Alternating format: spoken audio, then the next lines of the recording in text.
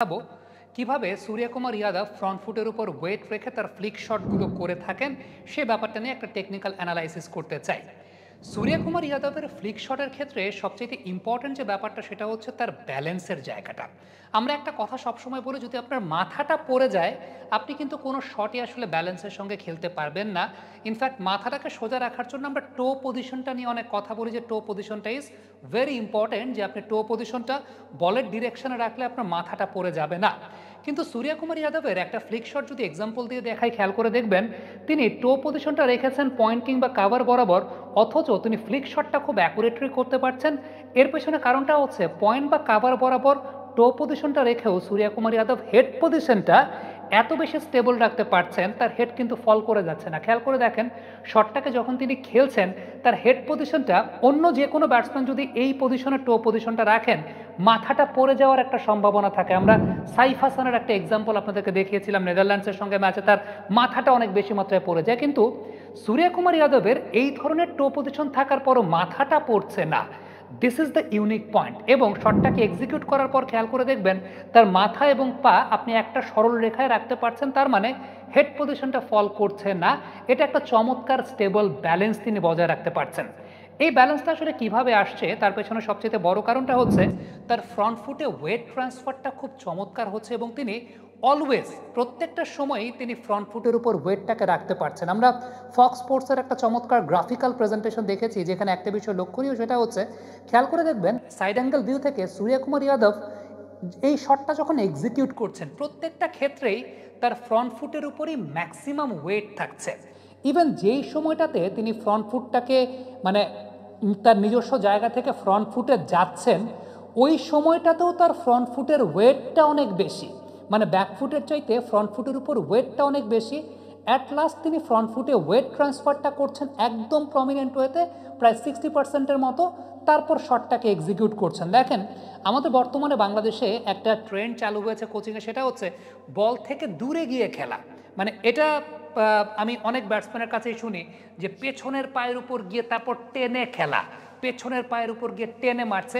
এটা ম্যাক্সিমাম ক্ষেত্রে আসলে মিসকিউড শট হয়, যেখানে ক্রিকেটের একদম বড় বড় কোচেরা যেটা বলেন যে অলওয়েজ ফ্রন্ট ফুটের উপর বা সামনের দিকে ওয়েট রাখলে, রোহিত শর্মা যে কাজটা করেন সামনের দিকে ওয়েট রাখলে পরে সেটা অনেক বেশি মাত্রায় ইজিয়ার হয় টু প্লে শটস। এখন এই যে ফ্রন্ট ফুটের উপর ওয়েট ট্রান্সফার, এই জায়গাটা আপনি as a cricketer, as a young cricketer কীভাবে নিজেকে শার্প করবেন, আমি একদম ঘরের ভেতর আছি তারপরও একটা ছোট্ট ড্রিল আপনাদেরকে দেখাচ্ছি, যে কারণে আসলে চেয়ারটা রাখা। আমি অনেক কোচেসদেরকে দেখেছি আসলে বাইরের দেশের যারা এই ড্রিলটা অনেকাংশে করে থাকেন বা এই ড্রিলটা করান। সেক্ষেত্রে এরকম একটা চেয়ার নিয়ে চেয়ারের উপর ব্যাকফুট, যেখানে ব্যাকফুটের উপর কোনো ওয়েট নেই, ব্যাকফুটের উপর কোনো ওয়েট নাই, আমার সম্পূর্ণ ওয়েট হচ্ছে ফ্রন্ট ফুটের উপর, মানে আমি সামনের দিকে আই এম লিনিং ফরওয়ার্ড, সামনের দিকে ফ্রন্ট ফুটের উপর আমি ওয়েট রাখবো, দেন ফ্রন্ট ফুটের উপরই আমি শট খেলবো। আমি একটু এদিক দিয়ে ট্রাই করে যাই। এই যে আমি ফ্রন্ট ফুটের উপর রেখে একদম ওয়েট ট্রান্সফারটা আমার ফ্রন্ট ফুটের উপর রেখে দেন আমি শটটাকে খেলছি, মানে আই এম লিনিং ফরওয়ার্ড। যাই,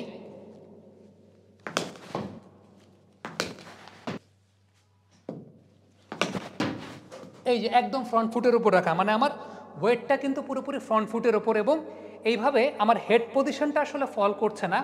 আমি বলের কাছে যাচ্ছি, আমার হেডটা একদম বলের দিকে, আমার মাথাটা পড়ছে না, আমার মাথাটা কিন্তু এদিক সরে যাচ্ছে না। খেয়াল করে দেখেন what ever the to position is, আমার টো পজিশনটা আমরা ঠিক রাখি কেন, মাথাটা যেন না পড়ে যায়। এখন আমি যদি এই ওয়েট ট্রান্সফারের জায়গাটা ঠিকঠাক মতো ব্যালেন্সড ওয়েতে করতে পারি, প্র্যাকটিসটা করতে পারি, আমার মাথাটা পড়বে না।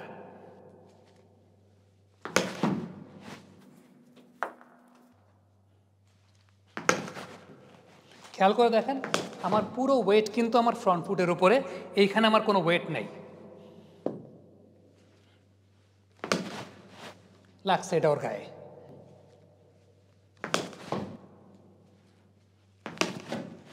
সো এই যে জায়গাটা, এই ড্রিলটা আপনারা চাইলে কিন্তু করতে পারেন। আরেকটা ছোট্ট ড্রিল আমি দেখাচ্ছি, যেটাও কিন্তু আপনার ফ্রন্ট ফুটের ওয়েট ট্রান্সফারের জন্য আপনার ক্ষেত্রে অনেক উপকারে আসতে পারে। আমি এই জায়গায় ব্যাটিং পজিশনে দাঁড়াচ্ছি, আমাকে আন্ডারআর্ম গড়িয়ে বলটা দেওয়া হবে, আমি ফ্রন্ট ফুটে গিয়ে বলটাকে ধরবো। এটা হচ্ছে আমার সেই মাসেল মেমোরিটা বিল্ড আপ করার জন্য। যাই যাই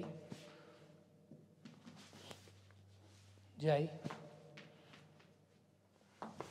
এই যে আমার ফ্রন্ট ফুটের ওয়েট ট্রান্সফার। তবে এই যে ড্রিলটা দেখালাম সেই ড্রিলটা আসলে খুবই ইম্পর্ট্যান্ট। আপনি যদি আপনার ফ্রন্ট ফুটের উপর ওয়েট ট্রান্সফারের জায়গাটা রাখতে চান, যেখানে সূর্যকুমার যাদব কিন্তু একটা খুব চমৎকার দৃষ্টান্ত স্থাপন করেছেন, যেখানে তার টো পজিশনটা এদিক থাকার পরও মাথাটা এদিক পড়ে যাচ্ছে না। আলটিমেটলি ফ্রন্ট ফুটে এত সুন্দর ওয়েট ট্রান্সফারটা করছেন, হেড পজিশনটা ফল করে যাচ্ছে না, এই টো পজিশন থাকার পরও এই স্টেবল হেড পজিশন রেখে এদিকে শটটাকে তিনি খেলতে পারছেন। It's all about practice. আমার কাছে মনে হয় যারা তরুণ ক্রিকেটার আছেন, ফ্রন্ট ফুটে ওয়েট ট্রান্সফারের এই ড্রিলগুলো চাইলে করতে পারেন।